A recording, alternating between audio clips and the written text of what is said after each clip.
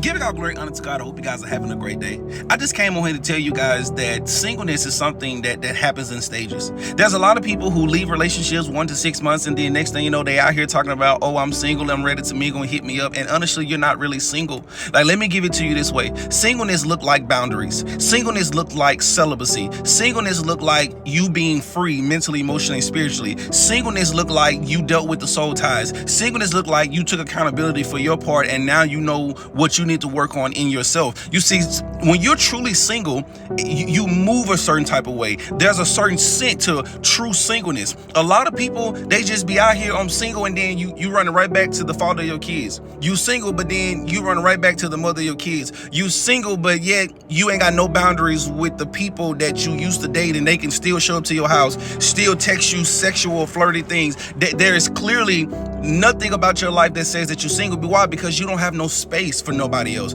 You haven't grieved. You haven't went through the things that has occurred. A lot of people don't realize the depth of what it looks like when you share your life with someone. You don't go into that and come out the exact same way. And so you automatically have work to do. And so a lot of people don't realize that it requires time, and it requires being intentional about your growth, being intentional about separating first spiritually, because physically, yeah, they already gone, but spiritually, they are still occupying space. Emotionally, mentally, you are still thinking about them. They can still come to your house. They still got access to your body. And so understand when I say, if you ain't setting boundaries, you ain't dealing with yourself, you ain't dealing with the spiritual, emotional aspects, the mental parts, you ain't dealing with the trauma, then you are not really single.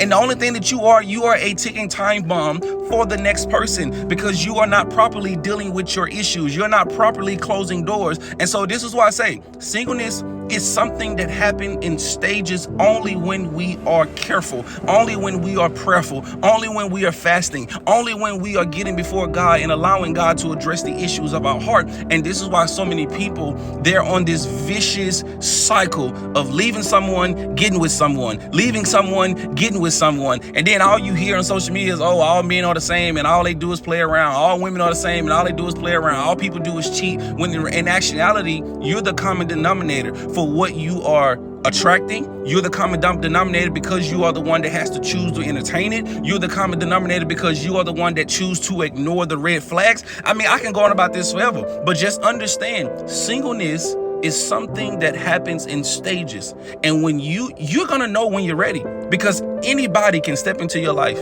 You got space, time, energy. It ain't no soul ties. It ain't no somebody, you thinking about them, you craving them. You got clear boundaries. People ain't texting your phone past 9 o'clock. You got great things going that says, oh, they really is, single and living his life. But there's a lot of people ain't even done half of what I've mentioned in this video. But they're always so quick to jump on social media because they don't know how to be alone, because all they want to do is seek attention. All they want to do is do what they've always done, and then get mad when it ends the exact same way. So understand, singleness is something that happens in stages.